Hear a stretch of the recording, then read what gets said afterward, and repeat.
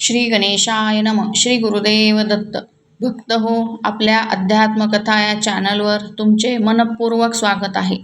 आज आपण श्री गुरुचरित्रातील अत्यंत पवित्र आणि भक्तिभावाने भरलेली कथा पाहणार आहोत. श्री नृसिंह सरस्वतींचे गाणगापूर आगमन. ही कथा केवळ एक घटना नाही, तर भक्ती, श्रद्धा आणि गुरुकृपेचा जिवंत अनुभव आहे.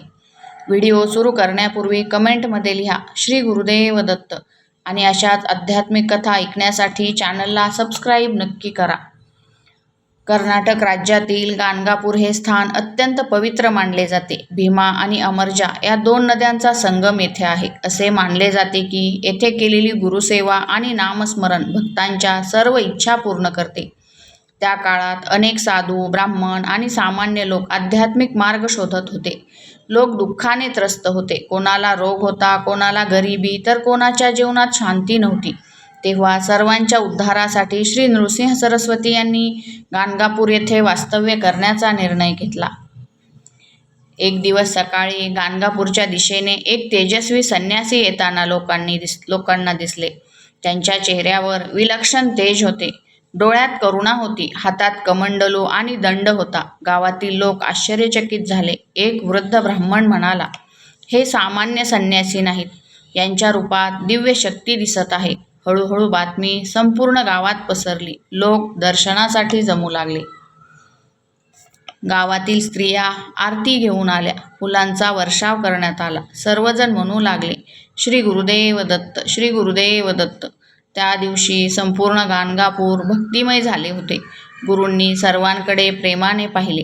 त्यांच्या एका दर्शनानेच लोकांच्या मनातील भीती आणि दुःख कमी झाले. काही दिवसांनी लोक गुरूंकडे विविध प्रश्न घेऊन येऊ लागले. कोणी विचारत होते, गुरुदेव, जीवनात सुख कसे मिळेल? कोणी म्हणत होते, माझ्या घरात नेहमी संकटे येतात.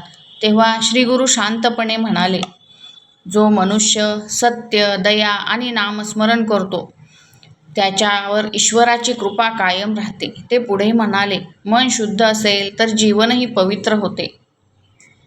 एक तरुण गुरूंना विचारतो, गुरुदेव, सर्वात सोपा आध्यात्मिक मार्ग कोणता? श्री गुरु म्हणाले, कलियुगात नामस्मरण हाच सर्वश्रेष्ठ मार्ग आहे. श्री गुरुदेव दत्त या नामाचा जप केल्याने मन शांत होते, संकटे दूर होतात आणि आत्मविश्वास वाढतो. हे ऐकून सर्व भक्त भावुक झाले.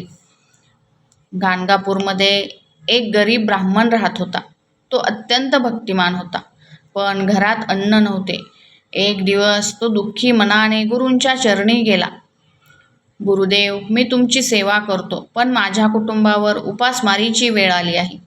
गुरूंनी त्याच्याकडे प्रेमाने पाहिले. ते म्हणाले, उद्या सकाळी तुझ्या अंगणात जे दिसेल ते श्रद्धेने स्वीकार. दुसऱ्या दिवशी त्या ब्राह्मणाच्या अंगणात धान्याने भरलेली पोती दिसली. संपूर्ण कुटुंब आनंदाने रडू लागले. गावातील लोकांना गुरूंच्या कृपेची अनुभूती आली. गुरुसेवेचे महत्त्व. श्री गुरु नेहमी सांगत असत, गुरुसेवा म्हणजे ईश्वर सेवा. जो मनुष्य अहंकार सोडून गुरूची सेवा करतो त्याच्या जीवनात सकारात्मक बदल घडतात. गाणगापूरमध्ये अनेक भक्तांनी निस्वार्थ सेवा सुरू केली. कोणी मंदिर स्वच्छ करत होते, कोणी भजन गात होते, तर कोणी गरिबांना अन्नदान करत होते. संगम स्नानाचे महत्त्व. गुरूंनी भक्तांना भीमा अमरजा संगमाचे महत्त्व सांगितले. ते म्हणाले, या संगमात श्रद्धेने स्नान केल्याने मन शुद्ध होते. दररोज सकाळी शेकडो भक्त संगमावर जाऊ लागले. तेथे मंत्र जप, आरती आणि भजन सुरू झाले. संपूर्ण परिसर आध्यात्मिक ऊर्जेने भरून गेला. एक दिवस भक्तांनी गुरूंना विचारले, गुरुदेव, आम्ही सदैव आनंदी कसे राहू? गुरु म्हणाले, नेहमी सत्य बोला, आई वडिलांचा आदर करा, गरिबांना मदत करा आणि ईश्वराचे नाम कधीही सोडू नका. जिथे श्रद्धा आणि भक्ती असते तिथे मी सदैव उपस्थित असतो. हे ऐकून सर्व भक्तांच्या डोळ्यात अश्रू आले.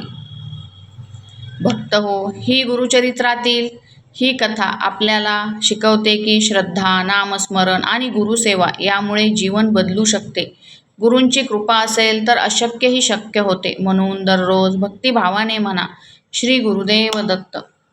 जर तुम्हाला ही पवित्र कथा आवडली असेल तर व्हिडिओला लाईक करा शेअर करा आणि अध्यात्मकथा चॅनलला सबस्क्राईब नक्की करा. कमेंटमध्ये लिहा श्री गुरुदेव दत्त. दिगंबरा दिगंबरा श्रीपाद वल्लभ दिगंबरा. दिगंबरा दिगंबरा श्रीपाद वल्लभ दिगंबरा.